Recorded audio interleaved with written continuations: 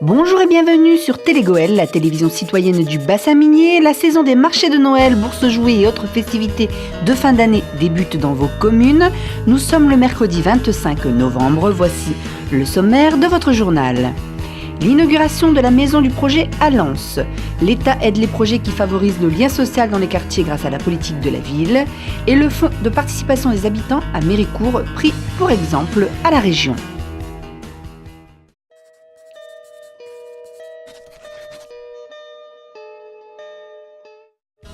L'ancienne maison du projet du Louvre-Lens se transforme et devient un lieu ouvert au public, habitants comme touristes, en leur proposant une vitrine des nombreux projets portés par le conseil régional, mais aussi aux dynamiques du territoire, dont font partie Euralens et tous les projets labellisés. Daniel Percheron, président de la région, et de nombreux élus étaient présents à l'inauguration. Vous êtes assis dans une maison de la culture voulue par André Delelise, au cœur de la capitale du charbon. Dites-vous bien que ce qui compte aujourd'hui pour les villes minières, pour la capitale minière, c'est la centralité. Car les villes minières n'ont jamais eu de centralité. Elles ont été conçues par le charbon, pour le charbon, et lorsque le charbon est parti, elles sont restées avec leur rue principale et leur village minier tout autour, en partie, en grande partie, abandonnés malgré les efforts de leurs maires et les efforts de leurs élus. Donc, c'est l'inauguration de la Maison des Projets, c'est un projet en tant que tel, mais en tout cas c'est beaucoup d'éléments qui se rassemblent dans un même lieu et qui permet d'être une porte d'entrée sur un territoire.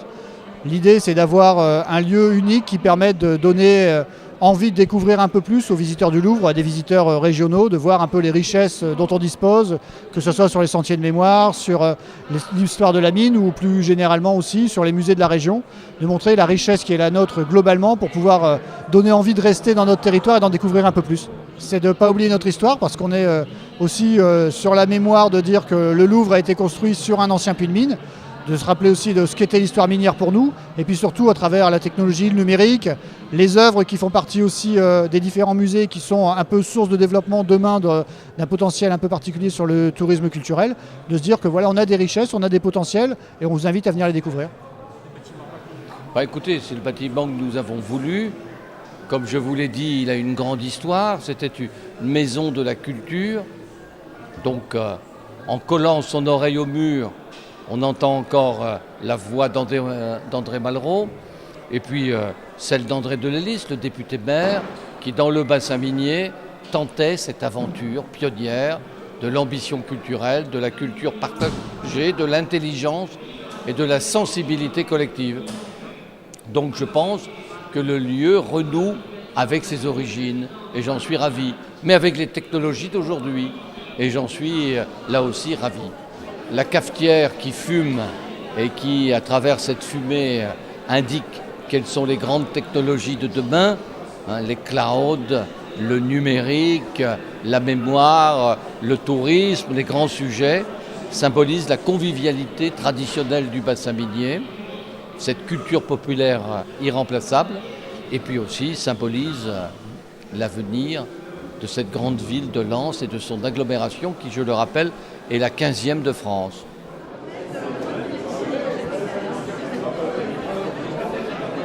Il faut que petit à petit, et de l'extérieur et à l'intérieur, on sache qu'après le charbon, il y a un avenir, que la bataille du charbon avait sa noblesse et ses peines, et qu'aujourd'hui, nous continuons, tout simplement.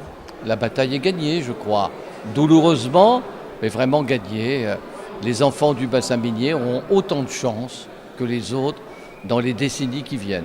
C'est un des éléments aussi qui fait partie d'une stratégie globale de développement touristique, c'est de dire on a des touristes qui vont peut-être venir pour le Louvre, peut-être pour l'Euro 2016 ou pour des matchs à Bollaert, peut-être pour d'autres éléments et demain pour le pôle de conservation des œuvres du Louvre à Liévin ou pour le tourisme de mémoire à Lorette, et de leur dire voilà, on a un lieu qui permet dans un tour d'horizon assez rapide de voir les potentialités, de voir d'autres sites qui peuvent être visités en fonction des intérêts qu'on souhaite voir sur le territoire. Quel que soit le centre d'intérêt, on trouvera toujours quelque chose à visiter de nouveau sur la région Nord-Pas-de-Calais, et ce lieu est le lieu peut-être idéal pour rapidement pouvoir identifier, voir quels peuvent être les circuits à réaliser. Donc c'est l'occasion dans un temps peut-être minimum de s'orienter, de pouvoir trouver des super visites, des super balades à réaliser dans un périmètre très très court. L'État, les collectivités et l'éducation nationale ont lancé dernièrement un appel à projets pour favoriser le lien social et la citoyenneté dans les quartiers qui bénéficient de la politique de la ville. En partenariat avec les établissements scolaires, de nombreuses idées ont été présentées et beaucoup ont été retenues pour obtenir une subvention et peut-être des récompenses à un concours en relation avec l'Euro 2016 qui doit débuter dans moins de 200 jours. On a pu le voir durant les nombreux hommages rendus lors notamment des matchs de football pour les victimes des attentats de Paris. Le sport réunit les citoyens et permet un lien social fort dans les villes. C'est pourquoi l'État a mis en place dernièrement des crédits supplémentaires pour les projets de politique de la ville, mettant en œuvre la citoyenneté à travers le sport, notamment l'Euro 2016. À ce jour, 70 projets ont été validés, dont un concours de logo vivant et un défi selfie, en partenariat avec les élus, les associations et les établissements scolaires, subventionnés à hauteur de 4 000 € et s'inscrivant dans le cadre d'un concours susceptible de faire emporter des places pour l'Euro 2016 aux jeunes participants. Les sollicitations qui ont été faites par monsieur le sous-préfet au niveau de la politique de la ville concernant cette action de concours sur la citoyenneté vue du ciel a été évidemment mise en œuvre rapidement suite à notre conversation qui a eu lieu avant juillet des vacances d'été.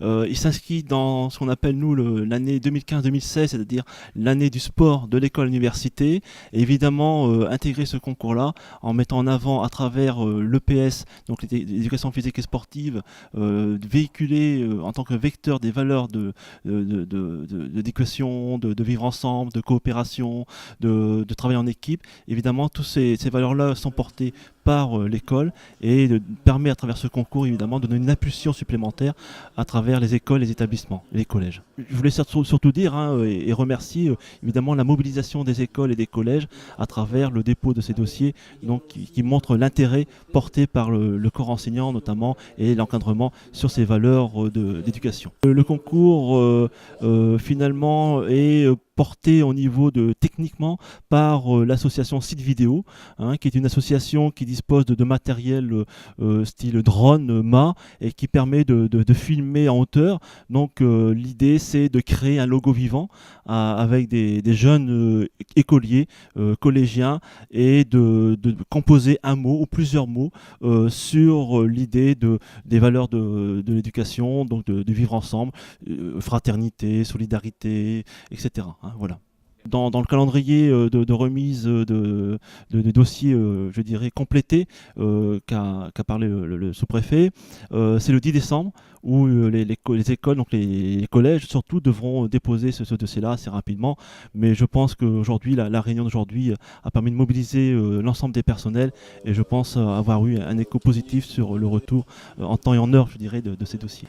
Et a priori, le résultat, on attend vivement en juin, soit avant l'Euro 2016 ou juste pendant l'Euro 2016, voilà, le début de l'Euro 2016 de football au Stade Bollaert de Lens. Le concours logo, la citoyenneté vue du ciel, ses différents objectifs. Au printemps 2015, on s'est rendu compte que lorsqu'on a fait le premier tour de table de la politique de la ville pour les 65 quartiers, il n'y avait pas de projet sur l'Euro 2016 dès l'année 2015.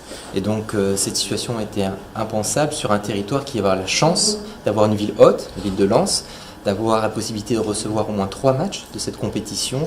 Et donc il me paraissait très important que les habitants, les 160 000 personnes qui habitent les quartiers politiques de la ville dans le Pas-de-Calais, puissent participer à cet événement d'une manière ou d'une autre. L'État propose pour ces 65 quartiers politiques de la ville un certain nombre d'actions dès 2015 et bien sûr en 2016.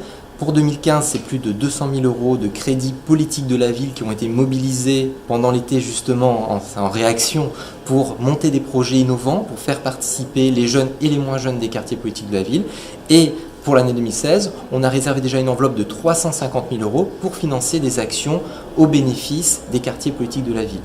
Donc c'est des projets extrêmement innovants qui vont de la participation de jeunes à l'équipement, à des compétitions sportives, mais également aussi, comme on vient de le voir avec l'éducation nationale, sur des projets sur la citoyenneté, sur le sport, sur la culture.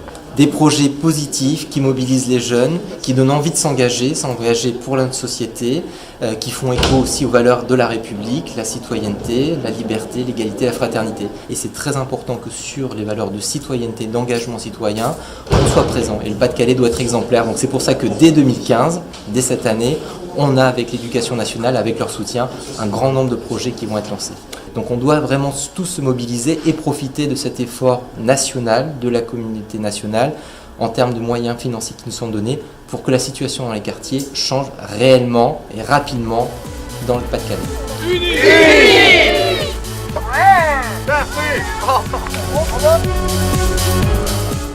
Pris pour exemple par le Conseil régional, l'association ADCM, Association pour le développement de la citoyenneté à Méricourt, a subventionné en 2014-2015 de nombreux projets culturels, associatifs et sportifs en faveur des habitants, grâce notamment au dynamisme de la population et à l'entraide sociale de cette commune.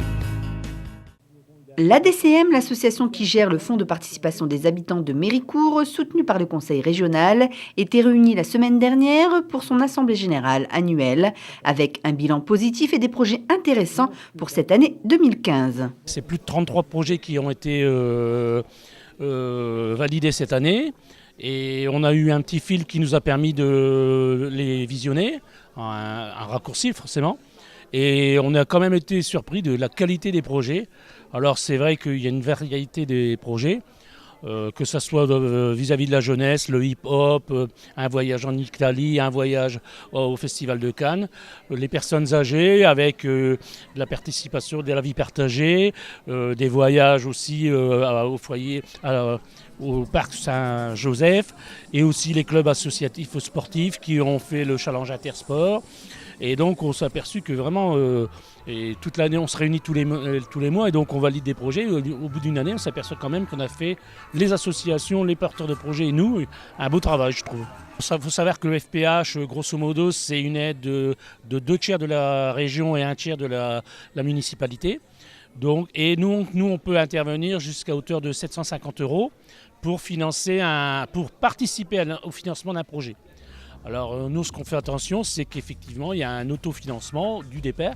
Et nous, on est pour aider. Alors soit pour aider au départ, parce qu'il faut des moyens pour démarrer, ou soit pour terminer le projet, parce que on voit les jeunes, par exemple, ils avaient des voitures et il manquait un peu d'argent pour visiter un musée. Alors donc on a participé pour l'entrée des musées. Donc il faut donc une participation des porteurs de projets ou des personnes qui sont accompagnatrices du projet. Et donc nous, éventuellement, on peut aller jusqu'à 750 € pour aider un projet. Alors le projet, il faut qu'il soit associatif, culturel, enfin on est ouvert à tout et on est plutôt accompagnateur du projet, c'est-à-dire on s'arrange aussi de savoir pour qu'il rentre dans le cadre du FPH, qu'est-ce qui manque au projet. Parce qu'il y a des fois, les gens, donc on les accompagne, c'est pour ça qu'on invite toujours à venir bien en amont du projet pour pouvoir justement corriger le projet, qui reste toujours dans les frontières du projet, dans les limites. Forcément, on ne va pas dénaturer le projet, mais il y a des fois pas grand-chose. Et par exemple, il y a des gens qui portent un projet puis ils disent c'est réservé à quelques personnes. Et non, donc nous, il faut que ça soit ouvert à la municipalité, à un quartier, voilà. Alors les membres du bureau ont été choisis, sont choisis dans justement les associations qui soient caritatives, sportives, culturelles, et même des personnes individuelles qui ont, par leurs quelques actions, se sont fait connaître et sont bénévoles. Et donc, consensuellement, au départ, c'était une réunion de ces personnes-là, qui est pilotée par la mairie tout au début. Et puis maintenant, on renouvelle les personnes, soit des missionnaires, soit au fil de l'eau. Et on vérifie qu'il y a, effectivement, ça représente bien la population méricourtoise. Je répète, que ce soit associatif, jeune, sportive ou culturelle. Et je tiens à l'assurer, il n'y a jamais eu une intervention de la municipalité. C'est très rare qu'on refuse des projets, et quand on les a refusés, on n'a jamais eu une intervention de la municipalité. Et on est régulièrement, d'ailleurs, on a un FPH Culture qui existe depuis 2-3 ans, Et c'est le conseil régional qui nous a contactés, parce qu'il savait que chez nous, sur la commune de Méricourt, il y avait on citait un exemple et il voulait associer, comme c'était les premiers projets, enfin les premières enveloppes, il voulait, comme Méricourt était assez référent, il voulait que ça passe, qu'on commence par nous. On a même essayé de faire un FPH sport. Et qui, honnêtement, sur la commune, ça n'a pas marché, mais parce qu'on a essayé, donc on s'aperçoit que ça. Mais là, le conseil régional, qui voulait faire la même chose et qui a su qu'on les avait devancés, a vous dit, venez travailler un peu avec nous parce que parce qu'il fallait améliorer le truc et donc voilà. Si je devais dire un mot simplement, c'est se féliciter du travail que vous faites. C'est vraiment du direct. Et puis peut-être une fierté aussi pour vous, je retourne pour vous, c'est que quand même le conseil régional, et j'espère que le conseil régional continuera d'être au rendez-vous de l'aide de terrain, de l'aide de la vie associative, vous a sollicité, n'a pas sollicité la ville de Méricourt, il vous a sollicité la DCM pour aller à la région, parce que vous aviez un fonctionnement qui était exemplaire. Tout habitant de Méricourt peut solliciter un FPH, soit par le biais d'un collectif d'habitants ou par le biais d'une association municipale telle que caritative, culturelle, sportive, pour des arbres de Noël de la solidarité, les arbres de Noël du sport, pour les plus connus, le cirque, les médériales, ou pour toute autre petite sortie, des sorties au musée, des sorties culturelles. Alors le FPH a un montant total de 23 000 € divisé en un FPH classique de 20 000 € par an et un FPH culture de 3 000 € par an divisé en deux. En fait, un FPH culture représente 1 500 €. Donc une personne qui souhaite bénéficier d'un FPH se rend en mairie et nous lui mettons à sa disposition un kit du porteur FPH où il y a une fiche de projet synthétique à remplir et une note explicative. Et on le convie au comité généralement sous quinzaine où il explique l'action et les membres du comité se réunissent pour délibérer et attribue ou décide de modifier l'attribution de la subvention. Donc les fiches FPH sont également à retirer sur le site de la mairie de Méricourt dans l'onglet démocratie participative. Donc le fonds de participation des habitants se réunit généralement une fois le mois ou tous les 2 mois. Ils étudient les projets qui ont été reçus et là décide oui ou non de subventionner l'action en totalité ou en partie. Ce sont les membres du FPH eux-mêmes qui décident et en fonction de l'objet du projet, s'il est culturel, s'il est associatif, ça dépend, ou alors s'il ne correspond pas trop il ne rentre pas trop dans les critères, il les aide à trouver une solution pour que la subvention leur soit accordée. C'est des Méricourtois, des membres du FPH qui sont Méricourtois, qui aident d'autres Méricourtois à obtenir une subvention. Voilà. Je tenais à le signaler, et en tout cas, dans tous les cas, bonne continuation à vous. Que les associations continuent à faire perdurer leurs projets pour un avenir meilleur ici à Méricourt.